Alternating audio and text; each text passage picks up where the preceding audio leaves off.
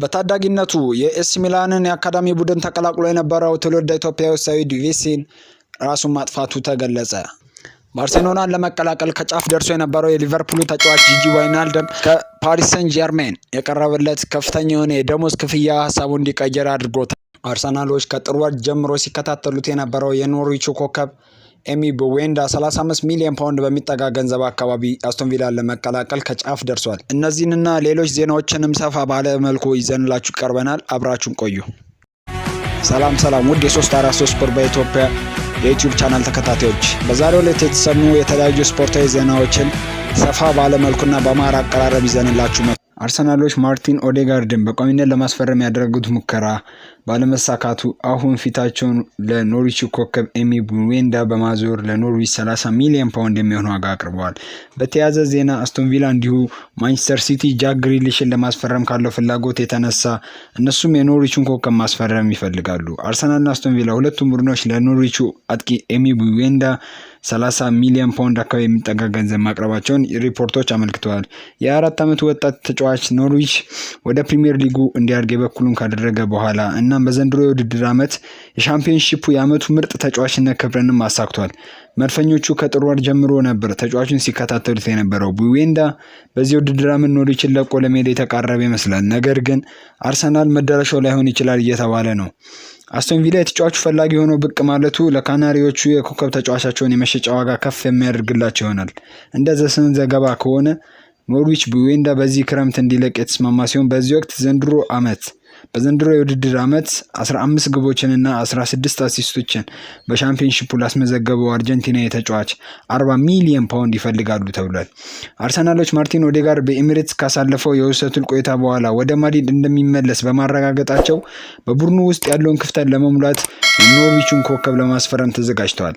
አርሰናሎች ኦዴጋርድን በቋሚነት ለማቆየት ያደረጉት ሙከራ ስላልተሳካ አሁን አይናቸው ሁሉ ወደ ኤሚ ቡዌንዳ ሆኗል። የፕሪሚየር ሊጉ ሻምፒዮን ማንቸስተር ሲቲ ጋር ባለው ግሪሊሽ በዘንድሮ የዝውውር መስኮት ወደ ማንቸስተር ሲቲ የሚሄድ ከሆነ እንዲሁ አስቶን ቪላዎችም ክፍተታቸውን ለመሙላት አይናቸውን ተጫዋቹ ላይ ያነጣጥራሉ።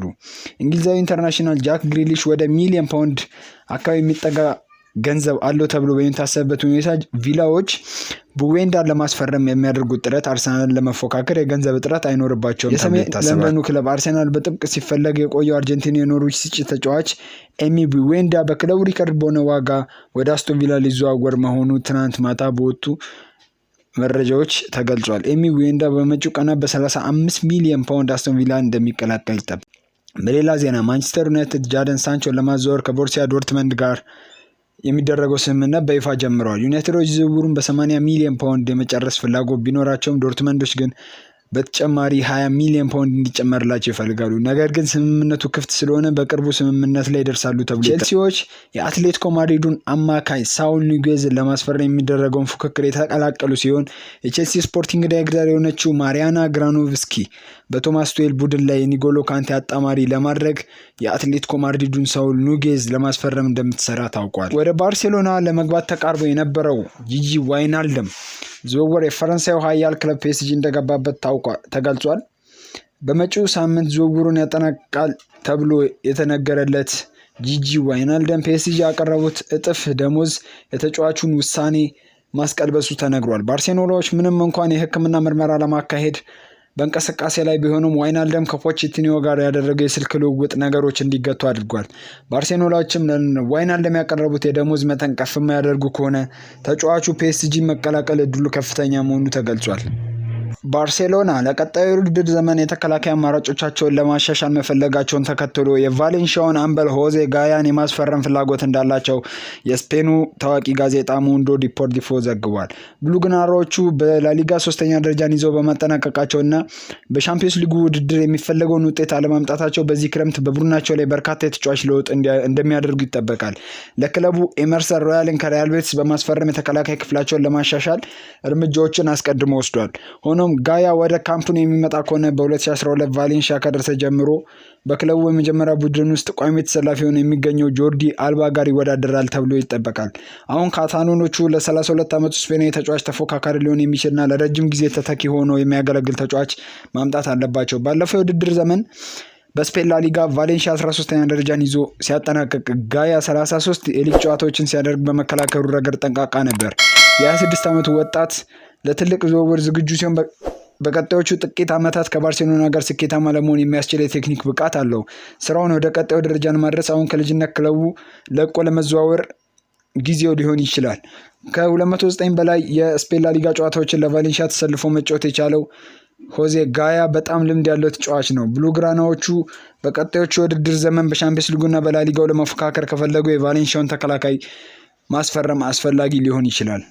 ማንቸስተር ዩናይትድ በዚህ ክረምት ኮንትራታቸው የሚጠናቀቅ 8 ተጫዋቾችን እንደሚለቅ ይጠበቃል። ነገር ግን በክለቡ የነበሩት 2 ልምድ ያላቸው ተጫዋቾች አዲስ ኮንትራት ይሰጣቸዋል ተብሏል። ማንቸስተር ዩናይትድ በአዲስ ኮንትራት ዙሪያ ከሁለቱ ልምድ ያላቸው ተጫዋቾች ማለትም ሁዋን ማታ እና ሊ ግራንት ጋር በመጪዎቹ ቀናት ንግግር ይጀምራል ተብሎ ይጠበቃል። አርጀንቲናዊ ሰርጂዮ ሮሜሮ ደግሞ ክለቡን በዚህ ክረምት ይለቃሉ ተብሎ ከታሰቡት 8 ተጫዋቾች መካከል ዋነኛው ነው። ጣሊያናዊ ስኬታማ አሰልጣኝ ሳይጠበቅ የሜርሲሳይዱን ኤቨርተን በመልቀቃቸው በክለቡ ጥሩ ስሜትን አልፈጠረም። አንድም የኤቨርተን ተጫዋች በማህበራዊ ድረገጾች ላይ በካሪቶ መልቀቅ የተሰማቸውን ሀዘንና ለወደፊት ጥሩ ነገር እንዲገጥማቸው መልካም ምኞትን የገለጸ ተጫዋች የለም። ይህም የሆነበት ምክንያት ተጫዋቾቹ በካሪቶ መልቀቅ የተሰማቸው የመካር ስሜት ስለተናደዱ ነው። ምንም አይነት መልእክት ያላስተላለፉት ኤቨርተኖች በአሁን ሰዓት የአሰልጣኝ ክፍተታቸውን ለማሙላት ከአንድሪያ ፔርሎ ጋር ግንኙነት አድርገዋል። ቶፊዎቹ በቅርቡ የጁቬንቱስ ጋር የተለያየውን ጣሊያናዊ የቀድሞ የዓለም ዋንጫ አሸናፊ የነበረው አሰልጣኝ አንድሪያ ፔርሎን ለማስፈረም ከፍተኛ እድል አላቸው ተብሏል። የካርሎ አንቸሎቲ ከኤቨርተን መልቀቅ ተከትሎ ሊከሰቱ ይችላሉ የተባሉ ነገሮች ከ18 ወራት ቆይታ በኋላ ከኤቨርተን ጋር የተለያዩ ካርሎ አንቸሎቲ መልቀቅ ካስቆጣቸው ተጫዋቾች መካከል አንደኛው ብራዚላዊ ሪቻርልሰን መሆኑ ተገልጿል። ሪቻርልሰን አምና ክለቡን መልቀቅ ቢፈልግም ከአንቸሎቲ ጋር በነበረው ውይይት ፍሬያማ መሆን በመርሲሳይድ እንዲቆይ ምክንያት መሆኑ ተነግሯል። ሃሜዝ ሮድሪጌዝም ሌላኛው አንቸሎቲ መልቀቅ ያላስደሰተው ተጫዋች ሲሆን ቀጣይነቱ በክለቡ አዲስ አሰልጣኝ ቅጥር ላይ የተንጠለጠለ መሆኑን ተገልጿል። ሌላው የሰሜን ለንደኑ ክለብ ቶተንሃም ከአወዛጋቢው አሰልጣኝ ጆዜ ሞሪኒዮ ጋር ከተለያየ በኋላ በቀጣዩ ዓመት ቡድኑን የሚመራ ቋሚ አሰልጣኝ እያፈላለጉ ይገኛሉ። ከዚህ ቀደም የቶተንሃሙ ሊቀመንበር ዳኒ ሌቪ የክለብ ቴክኒካል ዳይሬክተር ስቲቭ ሃቲች ከአንቶኒዮ ኮንቴ ጋር ያደረጉት ድርድር ባለመሳካቱ ፊታቸውን ወደ ሌላ አሰልጣኝ እንዲዞሩ አስገድዷቸዋል። ቶተንሃሞች የቀድሞ አሰልጣኛቸውን በድጋሚ ለመመለስ አዲስ ስራ የጀመሩ ሲሆን ሞሪሲዮ ፖቼቲኖ ምናልባትም ከፓሪስ ሴን ጀርሜን ሊለቅ ይችላል ተብሏል። ስፐርሶች ባለፈው ወር ፖቼቲኖ ወደ ሰሜን ለንደን ለመመለስ ፍላጎት ያሳዩ ቢሆንም ፒኤስጂዎች አርጀንቲናው እንዲሄድ ፈቃደኛ አልሆኑም ነበር።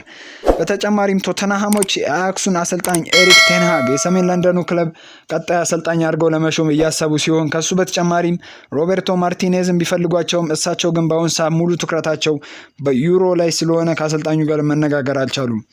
የስፔን ጋዜጦች ይዘውት በወጡት መረጃ መሰረት ዌልሳዊው ኮከብ ጋሪስ ቤል ከዩሮ 2020 በኋላ ራሱን ከዌልስ ብሔራዊ ቡድን እንደሚያገል ተናግሯል። ሌላው የእንግሊዝ ፕሪሚየር ሊግ የዘንድሮ የውድድር ዓመት የዓመት ምርጥ ተጫዋቾች ይፋ ሲደረግ በ2020-21 የፕሪሚየር ሊግ ሻምፒዮናው ማንቸስተር ሲቲ ተጫዋች የሆነው በዘንድሮ የውድድር ዓመት ከፖርቹጋሉ ክለብ ቤኔፊካ ማንቸስተር ሲቲን የተቀላቀለው ሩበን ዲያዝ የዓመቱ ምርጥ ተጫዋች ተብሎ ተመርጧል። እንዲሁም የዓመቱ ምርጥ ወጣት ተጫዋች ይፋ ሲደረግ ድንቅ የውድድር ጊዜን ያሳለፈው የማንቸስተር ሲቲው ተጫዋች እንግሊዛዊው ተጫዋች ፊል ፎደን አሸናፊ ሆኗል። በተጨማሪም የዘንድሮ የውድድር ዓመት የዓመቱ ምርጥ አሰልጣኝ ይፋ ሲደረግ የፕሪሚየር ሊጉ አሸናፊ ፔፕ ጋርዲዮላ ሆኗል። የዓመቱ ምርጥ ጎል ሽልማትም ሲሰጥ የቶተንሃሙ ተጫዋች ኤሪክ ላሜላ አርሰናል ላይ በራቦና ያስቆጠራት ድንቅ ግብ የዓመቱ ምርጥ ጎል በመባል ተመርጣለች። የእንግሊዝ ፕሮፌሽናል የእግር ኳስ ማህበር ፒኤፍኤ በዘንድሮ ሲዝም ተጫዋቾች በፕሪሚየር ሊጉ ባሳዩት አቋም መሰረት ምርጥ 11 ያሉትን ይፋ አድርገዋል። በእነሱ ምርጫ መሰረት ከማንቸስተር ሲቲ ኤደርሰን ሞሬስ፣ እንዲሁም በተከላካይ ቦታ ሉክ ሾው ከማንቸስተር ዩናይትድ፣ ጃኦ ካንሴሎ ከማንቸስተር ሲቲ፣ ጆን ስቶንስ ከማንቸስተር ሲቲ፣ ሩበን ዲያስ ከማንቸስተር ሲቲ እንዲሁም ኬቨን ደብሬ በመሃል ቦታ ላይ በአማካኝነት ኬቨን ደብሬን ከማንቸስተር ሲቲ፣ ብሩኖ ፈርናንዴስ ከማንቸስተር ዩናይትድ እንዲሁም ኢልካይ ጉንዶዋን ከማንቸስተር ሲቲ የተመረጡ ሲሆን በአጥቂ ቦታ ላይ ሃሪ ኬን ከቶተንሃም፣ ሰን ሆንግሚን ከቶተንሃም እንዲሁም ሞ ሳላህ ከሊቨርፑል ምርጥ 11 ተብለው ተሰይመዋል። ትናንት ምሽት በመኖሪያ ቤቱ ሞቶ የተገኘው ሰኢድ ራሱን ማጥፋቱ የተዘገበ ሲሆን ኮሬ ዴላ ሴራ ደግሞ ወጣቱ ከመሞቱ በፊት ጽፎ ያስቀመጠው መልእክት ማግኘቱን ይፋ አድርጓል። ገና በ20 ዓመቱ ህይወቱን ያጣው ሰኢድ ራሱን ከማጥፋቱ በፊት ይህን ጽሑፍ ነበር ጽፎ ያስቀመጠው። ገና ልጅ ሳለሁ ነበር ለጉዲፈቻ ተላልፌ የተሰጠሁት። ሁሉም ሰው ይወደኝ ነበር። በየትኛውም ቦታ ሁሉ የተለየ ደስታ ነበር፣ ክብርና ጉጉት ነበር የሚያናግረኝ። አሁን ያ ሁሉ ነገር የተቀየረ መስሏል። በሄድኩበት ባለውበት ቦታ ሁሉ የተጠራጣሪዎች፣ ፈሪ መሳዮችና ተጸያፊዎች ቋጥኝ መሳይ ሸክም የተሸከምኩኝ ይመስለኛል። ከወራቶች በፊት ብዙሃኑ ጣሊያውያን በተለይም አዛውንቶቹ በእኔ መገልገል ባለመፈለጋቸው ምክንያት ያጣሁት ስራ ነበረኝ። ጣሊያውያን በወጣቶች ስራ አጥነት የሆኑ በእኔ ምክንያት እንደሆነ እየነገሩ ይወቅሰኝ ነበር። ያኔ በውስጤ አንዳች ነገር ሲቀየር ይታወቀኛል። ሁነቶቹ ሁሉ አመቺ አልነበሩም። በመሆኑም ጥቁር በመሆኔ ማፈር ጀመርኩኝ። እንደ ስደተኛ እንዳልታይም ፈራው። ለማያውቁኝ ሁሉ እነሱን እንደምመስል ጣሊያናዊ ነጭ እንደሆንኩኝ ለማሳየት ሞከርኩኝ። ከነሱ እንደ አንድ መሆኔን ለማሳየት ስል ጥቁሮችና ስደተኞች ላይ የሚሰነዘሩ አስቀያሚ ቀልዶች ላይ ይሳተፍ ነበር። በነጎድጓድ ብልጭታዎች መሃል እንኳን ያለ ፍራቻ ጥቁሮችን ለመሳደብ ተገደድኩኝ። ጥቁሮችን ሲያዩ በእነሱ ፊት ላይ ፍርሃት እታዘባለሁ። ጓደኞቼ እኔን ከሩቁ ከተመለከቱ ካሳ ፓውንድ አዲሱ የፋሽስት ሙቭመንት ነው በማለት ሙዚቃቸውን በጋራ ማንጎራጎር ይጀምራሉ። እንዴት ብዬ እንደምገልጻቸው ሁሉ አላውቅም። በእነዚህ መራር፣ አሳዛኝ፣ አንዳንዶችም ድራማዊ በሆኑ ቃላቶቼ እንድታዝኑልኝ እየጠየኳቸው አይደለም። እኔ በኖርኩበት ያለሁበት ስቃይ ከሌሎች መሰሎቼ ጋር ሲነጻጸር የውሃ ጠብታን ከውቅያኖስ ጋር እንደማስተያየት መሆኑን ለራሴ ማስታወስ ነው። እነዚያ ብርታታቸውና ክብራቸው ሊነጠቁ በጠላት ኢላማ ውስጥ ያሉ ደግሞ ከሚመጣው ስቃይ ልክ ሞትን ይመርጣሉ። ከህልፈቱ ቀናቶች ቀደም ብሎ የተጻፈናል። ለቤተሰቡ ለጓደኞቹ የተሰማንን ሀዘን በ343 ስፖርት ስም እንገልጻለን።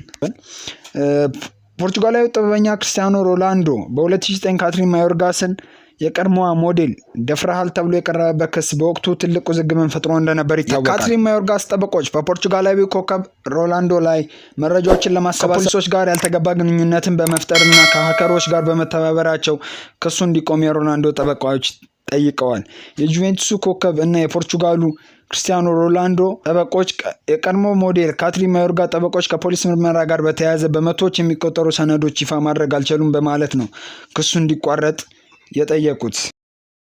በተለያዩ 12 ውብ የአውሮፓ ከተሞች የሚደረገውን 60ኛ ዓመቱን እያከበረ የሚገኘው የአውሮፓ እግር ኳስ ማህበር አዘጋጅነት የሚካሄደው ትልቁ የብሔራዊ ቡድኖች ፍልሚያ ሊጀመሩ በጣት የሚቆጠሩ ቀናቶች ብቻ ይቀሩታል። ከወዲሁ የተለያዩ ግለሰቦች እንዲሁም የዜና ምንጮች 16ኛውን የአውሮፓ ዋንጫ ማን ሊያሸንፍ ይችላል ብለው እየገመቱ ይገኛሉ።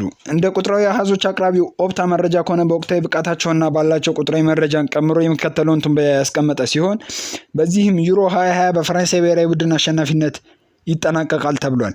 ሙሉ ትንበያውን ከላይ በምስሉ ላይ አስቀምጠንላችኋል።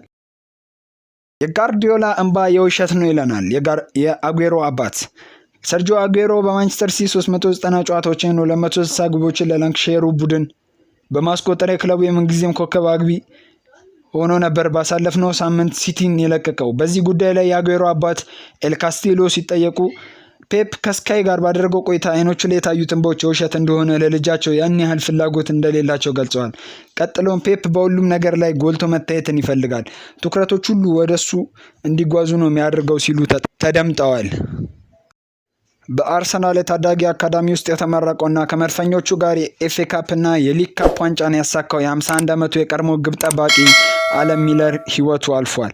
በዌስት ብሮም እና በሚድልስቦሮ የተጫወተው አለም ሚለር ትናንትና ሳይጠበቅ ህይወቱን ማለፉን ተከትሎ አብረውት የተጫወቱና የቅርብ ጓደኞቹ እነ ሊ ዲንግሰን ሀዘናቸውን ገልጸዋል። በማህበራዊ ትስስር ሚዲያ ላይም የዌስት ብሮም እና የሚድልስቦሮ የተሰማቸውንም ጥልቅ ሀዘን ገልጸዋል። ፈረንሳዊ የዓለም ዋንጫ አሸናፊ ፖል ፖግባ ንጎሎ ካንቴ ባላንዶር ይገባዋል ይላል።